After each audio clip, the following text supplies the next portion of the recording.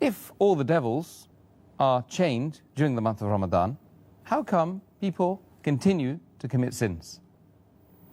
And I do agree with you, this is a common question. And I remember several years back when I was in school and when I heard this hadith that the devils are chained in the month of Ramadan, immediately the question that came to my mind, and the question that comes to many Muslims' mind and many non-Muslims, is that if the devils are chained, then how do human beings yet commit sins? This question is based on the hadith of Muhammad sallallahu alaihi wasallam, which I mentioned earlier, a Sahih hadith of Musnad Ahmad, volume number 2, page number 230, hadith number 7148, which is also repeated in Sunan Nisa'i, chapter number 5, hadith number 2106, where the beloved Prophet said that, O ye people, the blessed month of Ramadan is approaching. And Allah has ordained for you that you fast in this month. And the gates of heaven will be open in this month, and the gates of hell will be closed. And the devils will be chained. In this month is a night, which is better than 1,000 months.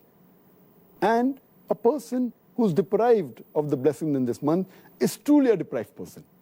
Now, when we give this hadith, it clearly mentions that in this month of Ramadan, the devils will be chained. And it's a logical question. If devils are chained, then how do human beings yet commit sins? To make the people understand, we have to realize that when the devils are chained, it does not mean that the devils are slain. They have been killed. They're yet present, but they're chained. They're not killed. The power is yet there, but it is diminished. For a better understanding, I'd like to give you an example that when there is a lion or a tiger who is free, there are high chances that he may kill you. Your life is in danger. But the moment that tiger or that lion is chained, you are safe. You are safe as long as you maintain a safe distance. After the tiger has been chained, if you come too close to him, there are chances yet you can be killed. So as long as you maintain that distance from the tiger who is chained, you are safe. Similarly, in the month of Ramadan, if you maintain a safe distance from the Satan, you will be saved. And if you read the Quran, Allah says in Surah Baqarah, chapter 2, verse number 168, be careful of the khutwatu shaitan, of the footsteps of the devil, for he is to you an avowed enemy. Many places Allah subhanahu wa ta'ala says in the Quran that be careful of the footsteps of the devil. Allah doesn't say that be careful of the devil, because a normal Muslim, an average Muslim who has average iman, when he sees the devil in front of him, he will be careful. For example, suppose there's a young girl who comes to an average Muslim, a young boy, who has average iman. If a young girl comes and tells him that let's spend the night together, that Muslim will say, spending the night together with a girl, it's haram, it is zina. He will immediately object. But that same girl, if that girl phones that young boy and speaks to him on the phone, the boy will say, speaking to a girl on the phone? There is no problem. So he speaks to the girl for a few times on the phone for a few minutes. Later on, the girl says, let's go and have some snacks in McDonald's on Kentucky Fried Chicken. Having snacks for a few minutes, for half an hour, with a girl in McDonald's, no problem. So he goes and has snacks with the girl in McDonald's. Later on, the girl says, why not have dinner in a restaurant? Having dinner with a girl in a restaurant for a couple of hours, no problem. Then the girl says, why not spend the night together? And then the boy says, spending the night together with a girl, no problem. So this is khutwatu shaitan, footsteps of the devil. This is not mentioned in the Quran, this is just my own example. So what Allah warns us is that be careful of the khutwatu shaitan, the footsteps of the devil. If the devil comes directly in front of an average Muslim who has iman, he will abstain. He will run away from it. But the khutwatu shaitan are the things which are dangerous. So, what we have to realize, when the devil is chained, his footsteps are restricted. So many of the sins are prevented. But if we go close to him, then the chances that we'll be overtaken by the devil and commit a sin are very high. So what we have to be careful, that in Ramadan, if we keep the distance, then the chance of committing sin is less. But if we go close to the Satan, even though he's chained, like how a tiger can walk even after he's chained, same the devil. So this is my understanding. And the beloved Prophet said, the devils are chained, the devil can yet move. But less distance, so if we keep the distance, we'll be safe. The second reason that I feel is that in the month of Ramadan, though the devils are chained, we fail to realize that the balance 11 months, they are free. And the impact that the devil has on the human beings for these 11 months, it leaves those impact, that impression in the month of Ramadan.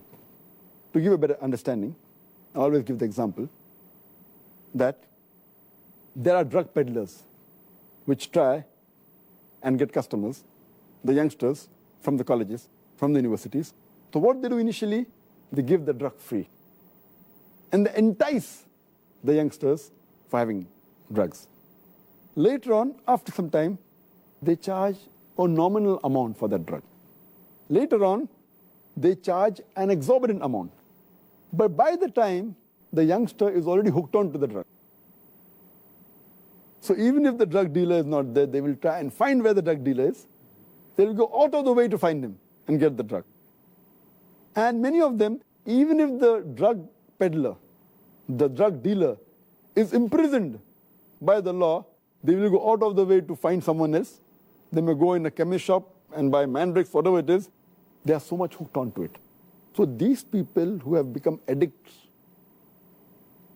to drugs, or rather say, addicted to the Satan, even though the Satan is imprisoned, the effect is yet there. So in this way we understand, as a drug dealer, as a drug peddler, even after he goes, the drug addict gets accustomed to that drug. So we human beings, we are accustomed to the sin. And even though the Satan is imprisoned, we keep on committing these mistakes. But mainly those people who have become addicts fall in this category. So those who do major sin fall in this category. But the normal Muslims, the average Muslims who haven't become addicted, it's easy for them to stay away from sin. And the third reason that I give is that though there are some scholars who say that in this month of Ramadan, the strong devils, the marids, they're imprisoned. The smaller ones are free. So they keep on committing mistakes. But according to my understanding, the third reason is that though the devils are chained by Allah subhanahu wa ta'ala, they can yet whisper. And one of the ways the devils try and get the human beings close to them is by whispering. And Allah says in the Quran, in Surah Nas, chapter number 114, verse number 1 to 6, قُلْ أَعُوذُ بِرَبِّ النَّاسِ مَلِكِ النَّاسِ إِلَهِ النَّاسِ مِنْ شَرِّ الْوَسْوَاسِ الْخَنَّاسِ الَّذِي يُوَسْوِسُ فِي صُدُورِ النَّاسِ مِنَ الْجِنَّةِ وَالنَّاسِ. They whisper in the hearts of the human beings and they withdraw. Amongst them, the jinn and men. It's talking about the Satans, talking about the devils, who whisper into the hearts of the human being and they withdraw. And among these devils are the jinn and the human beings. So maybe Allah subhanahu wa ta'ala has imprisoned the devils who are the jinn. But the human beings, we are yet free. So one category of devils, that the jinns have been imprisoned, but the Satans are even amongst the men. That's what Allah says. Who are yet free. And yet we have to be careful of the whisper of the devil, the waswasa. This waswasa mainly is the thing that attracts towards the sin. The sins they had committed, but the chances are less. And furthermore, it's clearly mentioned in the full hadith that Allah has ordained for you in this month of Ramadan that you should fast.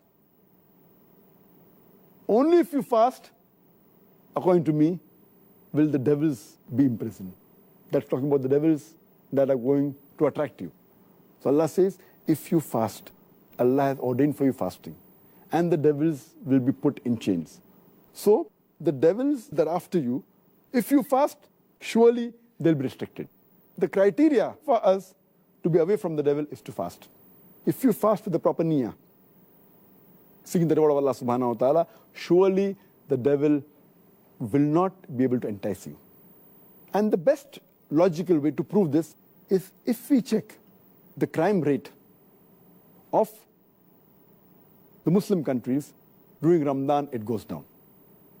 But if you check the crime rate of the non-Muslim countries in Ramadan, it is the same. The reason is that because they are not fasting, the non-Muslims, this devil yet has an effect on them. Because the Muslims are fasting, if not all properly, at least majority, or at least quite a large number. So because of that, the crime rate in the Muslim countries in the month of Ramadan is low as compared to the other months. But the crime rate in the non-Muslim country is approximately the same, indicating otherwise, even the non-Muslims, they will not commit any sins. So the criteria is that you have to fast properly for the sake of Allah subhanahu wa ta'ala.